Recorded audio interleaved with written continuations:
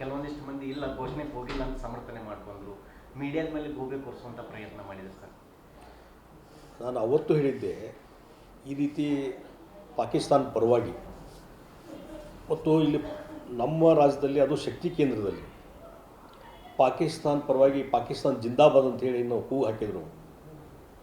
ಅದರಲ್ಲಿ ಹೊಸದಾಗಿ ರಾಜ್ಯಸಭಾ ಮೆಂಬರ್ ಆದಂಥ ನಮ್ಮ ನಾಸೀರ್ ಹುಸೇನ್ ಹೊಸದಾಗಿ ಆದಾಗ ಅವ್ರ ಹಿಂಬಾಲಕರು ಅವ್ರ ಸುತ್ತಮುತ್ತಲು ಮೊದಲು ನಾಸೀರ್ ಹುಸೇನ್ಗೆ ಜಯವಾಗಲಿ ಅಂತಂದರು.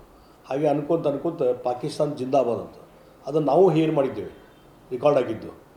ಅಲ್ಲಿ ರೆಕಾರ್ಡ್ ಆಗಿದೆ, ಟಿ ವಿಗಳ ಮುಖಾಂತರ ಎಲ್ಲೂ ಎವ್ರಿಥಿಂಗ್ ಇಸ್ ರೆಕಾರ್ಡೆಡ್. ಅದನ್ನು ಸಹಿತಕ್ಕೆ ಅಲ್ಲೇ ಪಕ್ಕದಲ್ಲಿದ್ದು ಅವ್ರಿಗೆ ಅದು ಕೇಳಿಸಿಲ್ಲ, ಆ ರೀತಿ ಹೇಳಿಕೆನೇ ಕೊಟ್ಟಿಲ್ಲ ಅನ್ನೋಂಥ ಡಿನೈ ಮಾಡಿದರು. ಅದು ಕೇಳಿಸಿದ್ದು ಗುರ್ತಿದೆ ಅವರಿಗೆ. ನಿಜವಾಗಿ ಆ ರೀತಿ ಇದ್ದರೆ ಅವ್ರಿಗೆ ದೇಶಭಕ್ತಿ ಅವ್ರಿಗೆ ಇದ್ದಿದ್ದರೆ ಇಮಿಡಿಯೇಟ್ಲಿ ಆತನ ಕಪಾಳ ಕುಡಿಬೇಕಾಗಿತ್ತು ನಾಸೀರ್ ಹುಸೇನ್. ಈ ರೀತಿ ನನ್ನ ಕಡೆ ಬಂದು ಪಾಕಿಸ್ತಾನ ಜಿಂದಾಬಾದ್ ಅನ್ನೋಂಗಿಲ್ಲ, ಇದು ದೇಶದ್ರೋಹದ ಕೆಲಸ ಅಂತ ಹೇಳಬೇಕಾಗಿತ್ತು. ಅದನ್ನು ಮಾಡೋದು ಬಿಟ್ಟು ಯಾರೋ ಮಾಧ್ಯಮದವರು ಇದನ್ನು ಪದೇ ಪದೇ ಪ್ರಶ್ನೆ ಕೇಳಿದಾಗ ಮಾಧ್ಯಮದವರಲ್ಲೇ ಹರಿಹಾಯುವಂಥ ಕೆಲಸ ಮಾಡಿದರು. ಬಿಡ್ರಿ ನಡ್ರಿ ಆ ಕಡೆ ನಡಿ ಅಂತ ಹೇಳಿ ಈ ರೀತಿ ಕೀಳಾಗಿ ಮಾತಾಡುವಂಥ ಕೆಲಸ ನಾಸೀರ್ ಹುಸೇನ್ ಮಾಡಿದ್ರು ಹೊರತು, ಅದನ್ನು ಡಿಪೆಂಡ್ ಮಾಡುವಂಥ ಕೆಲಸ ಮಾಡಿದ್ರು ಹೊರತು, ಅದನ್ನು ಡಿನೈ ಮಾಡುವಂಥ ಕೆಲಸ ಮಾಡಿದ್ರು ಹೊರತು, ಅದನ್ನು ಕಂಡಮ್ ಮಾಡುವಂಥ ಕೆಲಸ ಮಾಡಲಿಲ್ಲ. ಅದಾದಮೇಲೆ ಇನ್ನೂ ಅಸೆಂಬ್ಲಿ ನಡೀತಾ ಇತ್ತು, ಸಿ ಎಮ್ ಆಗಲಿ ಡಿ ಸಿ ಎಮ್ ಆಗಲಿ ಅದನ್ನು ಖಂಡಿಸಲಿಲ್ಲ. ಈವನ್ ಯಾರು ಲಾ ಮಿನಿಸ್ಟರ್ ಎಚ್ ಕೆ ಪಾಟೀಲ್ರು ವಿಧಾನ ಪರಿಷತ್ನಲ್ಲಿ ಉತ್ತರ ಕೊಡ್ತಾರೆ, ಆ ರೀತಿ ಹೇಳಿಕೆ ಕೊಟ್ಟೇ ಇಲ್ಲ, ಯಾರೂ ಆ ರೀತಿ ಸ್ಲೋಗನ್ ಅಂದಿಲ್ಲ ಅನ್ನುವಂಥದ್ದು ಮಾಹಿತಿ ನಮಗಿದೆ ಅಂತ ಹೇಳ್ತಾರೆ. ಅಂದರೆ ಸುಳ್ಳು ಮಾಹಿತಿಯನ್ನು ಹೇಳಿ ಇವತ್ತು ಈ ಅಫೇಜ್ಮೆಂಟ್ ಪಾಲಿಸಿ ಏನಿದಲ್ಲ, ಅಲ್ಪಸಂಖ್ಯಾತರನ್ನ ಅಫೇಜ್ಮೆಂಟ್ ಮಾಡುವಂಥದ್ದು, ಅದ್ರ ಮುಖಾಂತರ ವೋಟ್ ಬ್ಯಾಂಕ್ ಕ್ರಿಯೇಟ್ ಮಾಡುವಂಥ ವೋಟ್ ಬ್ಯಾಂಕ್ ಬರ್ತದೆ ಅನ್ನುವಂಥ ಒಂದು ಭ್ರಮೆಯೊಳಗಿದ್ದಾರಲ್ಲ, ಅದರಿಂದ ಈ ರೀತಿಯಾದಂಥದ್ದು ಘಟನೆಗಳು ಆಗ್ತಾಯಿದ್ದಾವೆ. ನಿಜವಾಗಿ ಅವರಿಗೆ ಬೋನಾಫೈಡ್ ಇದ್ದರೆ, ದೇಶಭಕ್ತಿ ಇದ್ದರೆ ಕಾಂಗ್ರೆಸ್ಸವರು ಈ ರೀತಿ ಅಫೇಜ್ಮೆಂಟನ್ನು ಬಿಟ್ಟು ಇದನ್ನು ಇಮಿಡಿಯೇಟ್ಲಿ ಖಂಡಿಸಿ ಇವತ್ತು ಹೌದು ಅದು ಯಾರೇ ಇದ್ದರೂ ಅರೆಸ್ಟ್ ಮಾಡ್ತೀವಿ, ಅವ್ರ ಮೇಲೆ ಕಾನೂನು ಕ್ರಮ ಕೈಗೊಂಡಂತ ಓಪನ್ ಸ್ಟೇಟ್ಮೆಂಟ್ ಕೊಡಬೇಕಾಗಿತ್ತು. ಇಲ್ಲ ನಮ್ಮ ಇದು ರಿಪೋರ್ಟ್ ಬರಲಿ, ವಿಧಿ ವಿಜ್ಞಾನದ ಒಂದು ರಿಪೋರ್ಟ್ ಬರಲಿ, ಅದಾದಮೇಲೆ ನೋಡ್ತೀವಿ, ಆದಮೇಲೆ ವಿಚಾರ ಮಾಡ್ತೀವಿ, ಅದನ್ನು ಆ ರೀತಿ ಹೇಳಿಕೆನೇ ಕೊಟ್ಟಿಲ್ಲ ಅನ್ನುವಂಥ ಡಿನೈ ಮಾಡಿ ಅದನ್ನು ಡಿಪೆಂಡ್ ಮಾಡಿ ಕೊನೆಗೀಗ ಇನ್ನೂ ವಿಧಿವಿಜ್ಞಾನ ಪ್ರಯೋಗದ್ದು ಸರ್ಕಾರದ್ದು ಇನ್ನೂ ಬಂದಿಲ್ಲ ಅಂತ ಹೇಳ್ತಾರೆ. ನಿನ್ನೆ ಪ್ರೈವೇಟ್ನ ಒಬ್ಬರು ಎಕ್ಸ್ಪರ್ಟ್ ಹೇಳಿದರು, ಅದನ್ನು ಹೇಳಿದ ಮೇಲೆ ಅವ್ರು ಹೇಳಿದರು ಇದು ಪ್ರೂವ್ ಆಗಿದೆ, ಆ ರೀತಿ ಹೇಳಿಕೆಗಳನ್ನು ಕೊಟ್ಟಿದ್ದು ನಿಜ, ಇದು ಪ್ರೋ ಪಾಕಿಸ್ತಾನ ಮತ್ತು ಜಿಂದಾಬಾದ್ ಅಂದಿದ್ದು ನಿಜ ಅಂತ ಹೇಳಿ ಆ ಒಂದು ಕಂಪೇರ್ ಮಾಡಿಕೊಂಡು ಅವ್ರು ಹೇಳಿದ್ದು ನೋಡಿ ಅದಾದಮೇಲೆ 3 ಜನ ಅರೆಸ್ಟ್ ಮಾಡಿದ್ದಾರೆ. ಹಾಗಾದ್ರೆ ಸರ್ಕಾರದ ವಿಧಿವಿಜ್ಞಾನ ಪ್ರಯೋಗದ್ದು ರಿಪೋರ್ಟ್ ಇನ್ನೂ ಬಂದಿಲ್ಲ ಅಂತ ಒಂದು ಕಡೆ ಹೇಳ್ತೀರಿ, ಹಾಗಾದ್ರೆ ಅರೆಸ್ಟ್ ಹೆಂಗೆ ಮಾಡಿದಿರಿ? ಮೊದಲು ಯಾರೋ ಆ ರೀತಿ ಹೇಳಿಕೆ ಕೊಟ್ಟಿಲ್ಲ ಅಂತ ಹೇಳಿ ಈಗ ಅರೆಸ್ಟ್ ಮಾಡಿನಂತಂದರೆ ಇದು ಪ್ರೂವ್ ಆತಲ್ಲ, ಇದು ಕೇಸು ಆ ರೀತಿ ಹೇಳಿಕೆ ಕೊಟ್ಟಿದ್ದು ಪ್ರೂವ್ ಆತಲ್ಲ. ಹಾಗಾದ್ರೆ ಮೊದಲು ಒಂದು ಡಿನೈ ಮಾಡೋದು, ಆಮೇಲೆ ಈಗ ಅರೆಸ್ಟ್ ಮಾಡೋದು, ಇದೆಲ್ಲ ನೋಡಿದರೆ ಬಹುಶಃ ಕಾಂಗ್ರೆಸ್ ಸರ್ಕಾರ ಭಾಳ ಕನ್ಫ್ಯೂಷನಲ್ಲಿದೆ ಮತ್ತು ವೋಟ್ ಬ್ಯಾಂಕ್ ಸಲುವಾಗಿ ಯಾವುದೇ ಮಟ್ಟಕ್ಕೂ ನೀವು ಹೋಗ್ಲಿಕ್ಕೆ ತಯಾರಿದ್ದೀರಿ ಅನ್ನೋದು ಇದ್ರ ಮೇಲೆ ಪ್ರೂವ್ ಆಗ್ತದೆ. ಅದಕ್ಕಾಗಿ ನಾನು ಇವತ್ತಿಗೆ ಹೇಳ್ತೀನಿ, ಇವತ್ತು 3 ಜನ ಅರೆಸ್ಟ್ ಮಾಡಿದ ಮೇಲೆ ರಾಜ್ಯ ಸರ್ಕಾರಕ್ಕೆ ಯಾವುದೇ ನೈತಿಕತೆ ಉಳಿದಿಲ್ಲ. ಮುಖ್ಯಮಂತ್ರಿ ಮತ್ತು ಉಪಮುಖ್ಯಮಂತ್ರಿಗಳಿಗೆ ಇಮಿಡಿಯೇಟ್ಲಿ ಅಧಿಕಾರದಲ್ಲಿ ಮುಂದುವರಿಲಿಕ್ಕೂ ನೈತಿಕತೆ ಉಳಿದಿಲ್ಲ. ನಾನು ಒತ್ತಾಯ ಮಾಡ್ತೀನಿ, ಅವ್ರು ತಕ್ಷಣವೇ ರಾಜೀನಾಮೆ ಕೊಡಬೇಕು ಅನ್ನುವಂಥ ಒತ್ತಾಯವನ್ನು ನಾನು ಮಾಡ್ತೀನಿ. ಈಗ ರಾಜ್ಯಸಭೆಗೆ ಆಯ್ಕೆಯಾದಂಥ ನಾಸೀರ್ ಹುಸೇನ್ ಅವರಿಗೆ ಪ್ರಮಾಣ ವಚನ ಸ್ವೀಕರಿಸಬಾರ್ದು, ಅವರು ಇನ್ವಾಲ್ವ್ ಅದಾರ, ಅವರು ಅಲ್ಲೇ ಇದ್ದಾರೆ ಸರ್. ಅದಕ್ಕೆ ನಾನು ಹೇಳ್ತೀನಿ, ಈಗ ಇದು ರಾಜ್ಯಸಭಾ ಹೊಸದಾಗಿ ನೂತನವಾಗಿ ಆಯ್ಕೆಯಾದಂಥ ನಾಸೀರ್ ಹುಸೇನ್ ಅವರ ಹಿಂಬಾಲಕರಿಂದ ಇದೆಲ್ಲ ಆಗಿದ್ದು. ಈಗ ಅವ್ರ ಹಿಂಬಾಲಕರಿಂದ ಆಗಿದ್ದರಿಂದ ಇದರಲ್ಲಿ ಅವ್ರದ್ದು ಪಾತ್ರ ಬರ್ತದೆ. ನಿಜವಾಗಿ ಅವನು ಈ ಕೇಸ್ನಲ್ಲಿ FIRದಲ್ಲಿ ಅವನ್ನ ಹಾಕಬೇಕು. ಹೀಗಾಗಿ ಈ ರೀತಿ ದೇಶದ್ರೋಹ, ಇನ್ನು ಬೇರೆ ಯಾವುದೋ ಘಟನೆ ಆಗಿದ್ದರೆ ಮತ್ತೊಂದು ಬೇರೆ ಇತ್ತು, ಯಾರೋ ವ್ಯಕ್ತಿಗಳಿಗೆ ಲೀಡರ್ಸ್ಗೆ ಇಲ್ಲಿ ಬಿದ್ದಿದ್ದು ಬೇರೆ ಇತ್ತು.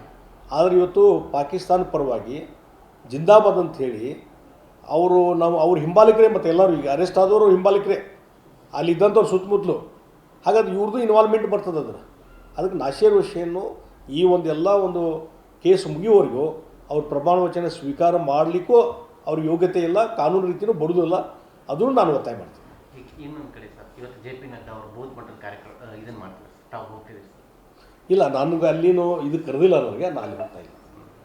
ಈಗ ಧಾರವಾಡ, ಯಾಕಂದರೆ ಅಲ್ಲಿ 4 ಜಿಲ್ಲೆದಿದೆ, ಚಿಕ್ಕೋಡಿ ಮತ್ತು ಬೆಳಗಾವಿ, ಆಮೇಲೆ ಬಾಗಲಕೋಟೆ, ಬಿಜಾಪುರದಿದೆ. ಹೀಗಾಗಿ ಅಲ್ಲಿ ನಾನು ಆಹ್ವಾನಿಸಿಲ್ಲ ಸರ್. ಈ ಸರ್ಕಾರವನ್ನು ನೋಡಿದರೆ ಈ ಅಲ್ಪಸಂಖ್ಯಾತರ ತುಷ್ಟೀಕರಣ ಪದೇ ಪದೇ ಜಾಸ್ತಿ ಆಗ್ತಿದೆ ಅನಿಸುತ್ತೆ. ಅಲ್ಲ, ಅದಕ್ಕೆ ನಾನೇನು ಹೇಳೋದು, ಕಾಂಗ್ರೆಸ್ದವ್ರಿಗೆ ಇವತ್ತು ಇಡೀ ದೇಶ ದೊಡ್ಡದಿದೆ, ಎಲ್ಲ ಧರ್ಮದವರು ಇದ್ದಾರೆ, ಎಲ್ಲ ಜಾತಿಯವರು ಇದ್ದಾರೆ, ಎಲ್ಲರೂ ಒಳಗೊಂಡ ಒಂದು ಪಾರ್ಟಿ ಆಗಬೇಕು ನೀವು. ಅದು ಬಿಟ್ಟು ಕೇವಲ ಒಂದು ವೋಟ್ ಬ್ಯಾಂಕ್ ಉಳಿಸೋ ಸಲುವಾಗಿ ಆ ತುಷ್ಟೀಕರಣ ಅನ್ನುವಂಥದ್ದು ಇಲ್ಲ. ಇದರಿಂದ ಕಾಂಗ್ರೆಸ್ ಡೇ ಬೈ ಡೇ ಕ್ಷೀಣಿಸ್ತಾ ಇದೆ, ತನ್ನ ಅಸ್ತಿತ್ವವನ್ನು ಕಳ್ಕೊತಾ ಇದೆ. ಇಂದು ಅವ್ರು ಅರ್ಥ ಮಾಡ್ಕೊತ ತಯಾರಿಲ್ಲ. ಮತ್ತು ಅದನ್ನು ಅಪೇಜ್ಮೆಂಟ್ ಮಾಡೋ ಮುಖಾಂತರ ಇನ್ನೂ ಪಾರ್ಟಿ ಉದ್ಧಾರ ಆಗ್ತದೆ ಅಂದರೆ ಉದ್ಧಾರ ಆಗೋದಿಲ್ಲ.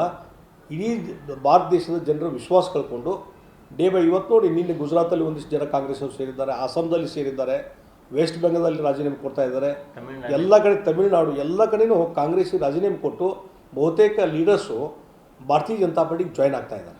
ಇದರ ಅರ್ಥ ಏನಿದೆ? ಕಾಂಗ್ರೆಸ್ ಪಾರ್ಟಿ ಅಸ್ತಿತ್ವ ಕಳ್ಕೊತಾ ಇದೆ. ಇದೇ ರೀತಿ ಅಲ್ಪಸಂಖ್ಯಾತ ತುಷ್ಟೀಕರಣ ಮುಂದುವರಿಸಿದರೆ ಬಹುಶಃ ಅದು ಭಾಳ ಇಡೀ ರಾಷ್ಟ್ರದಲ್ಲಿ ನಮ್ಮ ರಾಜ್ಯದಲ್ಲಿ ಅಸ್ತಿತ್ವ ಕಳ್ಕೊತದೆ. ಮತ್ತು ನಾಳೆ ಇದು ಎಲ್ಲಿ ರಾಜ್ಯದ ಸರ್ಕಾರದ ಒಂದು ಅಧಂಪತಕ್ಕೂ ಕಾರಣ ಆಗ್ತದೆ. ಕರ್ನಾಟಕದಲ್ಲೂ ಆ ಥರದ ಬೆಳವಣಿಗೆ ಆಗ್ಬೋದು ಡೆಫಿನೆಟ್ಲಿ. ಇದರಿಂದ ಈಗಾಗಲೇ ಅಲ್ಲಿ ಕಾಂಗ್ರೆಸ್ನಲ್ಲಿ ಭಾಳಷ್ಟು ಜನ ಶಾಸಕರು ಅಸಮಾಧಾನದಿದ್ದಾರೆ, ಬೇಜಾರಿನಲ್ಲಿದ್ದಾರೆ. ಹೀಗಾಗಿ ಫ್ಲಡ್ ಗೇಟ್ ಒಂದು ಸಲ ಓಪನ್ ಆದರೆ ಎನಿ ಟೈಮ್ ಪತನ ಆಗ್ಬೋದು. ಈಗ ಧಾರವಾಡ ಲೋಕಸಭಾ ಕ್ಷೇತ್ರಕ್ಕೆ ಲಿಂಗಾಯತರಿಗೆ ಟಿಕೆಟ್ ಕೊಡಬೇಕು ಅಂತ ಒಂದಿಷ್ಟು ವೀರಶೈವ ಲಿಂಗಾಯತ ಸಮುದಾಯ ಒತ್ತಾಯ ಮಾಡ್ತಿದೆ, ಆಫೀಸಿಯಲಿ ಟ್ವೀಟ್ ಮಾಡ್ತಿದ್ದಾರೆ. ನೋಡಿ, ನಾನು ಅದ್ರ ಬಗ್ಗೆ ಜಾತಿ ಧರ್ಮ ಅದ್ರ ಬಗ್ಗೆ ನಾನು ಹೋಗೋದಿಲ್ಲ. ನಾನು ಮೊದಲೇ ಹೇಳಿದ್ದೀನಿ, ಇವತ್ತು ಟಿಕೆಟ್ ಫೈನಲ್ ಮಾಡುವಂಥದ್ದು ಹೈಕಮಾಂಡ್ ಬಿಟ್ಟಂಥ ವಿಚಾರ. ಮತ್ತು ನನ್ನ ಪ್ರಶ್ನೆ ಬಂದಾಗ ಇವತ್ತು ನಾನು ಮೊದಲಿಂದ ಹೇಳ್ಕೊತಿದ್ದೇನೆ, ಇವತ್ತು ವರಿಷ್ಠರು ಎಲ್ಲಿ ನನಗೆ ಟಿಕೆಟ್ ಕೊಟ್ಟು ಸ್ಪರ್ಧೆ ಮಾಡೋಂಥರ ಆ ಕ್ಷೇತ್ರದಲ್ಲಿ ನಾನು ಸ್ಪರ್ಧೆ ಮಾಡಿ. ಇಂಥ ಕ್ಷೇತ್ರ ಅಂತ ನಾ ಯಾವುದೂ ಸ್ಪೆಸಿಫಿಕ್ ಅಂತ ಹೇಳಿಲ್ಲ. ಆದರೆ ವರಿಷ್ಠರು ಅವರು ಎಲ್ಲಿ ಸ್ಪರ್ಧೆ ಮಾಡೋಂಥರ, ಅದು ಧಾರವಾಡನಿರ್ಬೋದು, ಹಾವೇರಿನಿರ್ಬೋದು, ಬೆಳಗಾವಿ, ವರಿಷ್ಠರು ಎಲ್ಲಿ ಹೇಳ್ತಾರೆ ಅದಕ್ಕೆ ನಾನು ತಯಾರಿ. ಅಥವಾ ಬೇರೆ ಎಲ್ಲೇ ಸ್ಪರ್ಧೆ ಮಾಡಿ, ಅದು ಬೇಡ, ಸ್ಪರ್ಧೆ ಮಾಡೋದು ಬೇಡ, ಇಲೆಕ್ಷನ್ ಕ್ಯಾಂಪೇನ್ ಮಾಡಿ ಸಂಘಟನೆ ಮಾಡೋದು ಅದಕ್ಕೂ ನಾನು ತಯಾರಿ. ಈಗ ಒಂದೇ ಹಂತದೊಳಗೆ ಸರ್ 195 ಸೀಟ್ ಏನು ಘೋಷಣೆ ಮಾಡಿದ ಕ್ಷೇತ್ರಕ್ಕೆ, ಅದರಲ್ಲಿ ಕರ್ನಾಟಕದ ಒಂದು ಕ್ಷೇತ್ರಕ್ಕೆ ಘೋಷಣೆ ಆಗಿಲ್ಲ ಸರ್. ಹೀಗಾಗಿ ಸ್ವಲ್ಪ ಸಾಕಷ್ಟು ಅನುಮಾನಗಳಿದಾವೆ, ಹೊಸವರು ಬರ್ತಾರೆ ಆ ಥರ. ಅಲ್ಲ, ಅದನ್ನು ನನಗೆ ಗೊತ್ತಿಲ್ಲ, ಯಾಕಂದರೆ ಅದು ವರಿಷ್ಠರಿಗೆ ಬಿಟ್ಟಂಥ ವಿಚಾರ. ಏನಾಗಿದೆ, ಇವತ್ತು ಅಲ್ಲಿ ಉತ್ತರ ಭಾರತದಲ್ಲಿ ಮೊದಲೇ ಸ್ಟಡಿ ಮಾಡ್ಕೊತಿದ್ದಾರೆ, ಇಲ್ಲಿಗೆಲ್ಲ ಪ್ರೊಸೆಸ್. ಇವತ್ತು ನಡ್ಡಾ ಅವರು ಬಂದು ಬೆಳಗಾವಿ ಆ ಕ್ಲಸ್ಟರ್ನಲ್ಲಿ ಇವತ್ತೆಲ್ಲ ಚರ್ಚೆ ಮಾಡ್ತಾರೆ. ಈಗೆಲ್ಲ ಇವೆಲ್ಲ ರಿಪೋರ್ಟ್ ಹೋಗ್ಲಿಕ್ಕೆ ಒಂದು 2-3 ದಿವಸ ಬೇಕಾಗ್ತದೆ. ಆ ಹಿನ್ನೆಲೆಯಲ್ಲಿ ಇದು ಹೆಲ್ಡಪ್ ಆಗಿದೆ ಅಂತ ನಾನು ತಿಳ್ಕೊಂಡಿದ್ದೆ. ಮತ್ತೊಮ್ಮೆ ಮೋದಿ ಅವರು ಬರ್ತಾರೆ ಸರ್. 100% ಇದು ಇವತ್ತಿನ ಚುನಾವಣೆ ನಡೆಯುವಂಥದ್ದು 2024 ಲೋಕಸಭಾ ಚುನಾವಣೆ. ಮೋದಿಯವರು ಮತ್ತೊಮ್ಮೆ ಪ್ರಧಾನಮಂತ್ರಿ ಆಗಬೇಕು ಬೇಡ ಅನ್ನುವಂಥದ್ದು ಜನರಲ್ಲಿ ಅದೇ ಇದೆ. ಮತ್ತು ಇಡೀ ದೇಶದ 100 ಕೋಟಿ ಜನರಲ್ಲಿ ಮನಸ್ಸಲ್ಲಿದೆ. ನರೇಂದ್ರ ಮೋದಿಯವರು ಉತ್ತಮ ಆಡಳಿತ ಕೊಟ್ಟಿದ್ದಾರೆ, ಉತ್ತಮ ವ್ಯಕ್ತಿ ಇದ್ದಾರೆ, ಮತ್ತು ಇಡೀ ದೇಶದಲ್ಲಿ ಒಂದು ಬದಲಾವಣೆ ಕ್ರಾಂತಿಯಾಗಿದೆ. ಆ ಹಿನ್ನೆಲೆಯಲ್ಲಿ ನರೇಂದ್ರ ಮೋದಿಯವರು ಮತ್ತೊಂದು ಸಲ 3ನೇ ಬಾರಿ ಪ್ರಧಾನಮಂತ್ರಿ ಆಗಬೇಕಂತೇಳಿ 100 ಕೋಟಿ ಜನರ ಒಂದು ಅಭಿಲಾಷೆ ಇದೆ. ಆ ಹಿನ್ನೆಲೆಯಲ್ಲಿ ಇವತ್ತಿನ ವಾತಾವರಣ ನೋಡಿದರೆ ಇಡೀ ದೇಶದಲ್ಲಿ ಬೇರೆ ಬೇರೆ ರಾಜ್ಯಗಳ ವಾತಾವರಣ ನೋಡಿದಾಗ ನರೇಂದ್ರ ಮೋದಿಯವರು ಮತ್ತೊಂದು ಸಲ ಪ್ರಧಾನಮಂತ್ರಿ ಆಗೋದು ನಿಶ್ಚಿತ. ಈ ವಿಡಿಯೋ ನಿಮಗೆ ಇಷ್ಟವಾದಲ್ಲಿ ಲೈಕ್ ಮಾಡಿ, ಶೇರ್ ಮಾಡಿ, ಸಬ್ಸ್ಕ್ರೈಬ್ ಮಾಡಿ.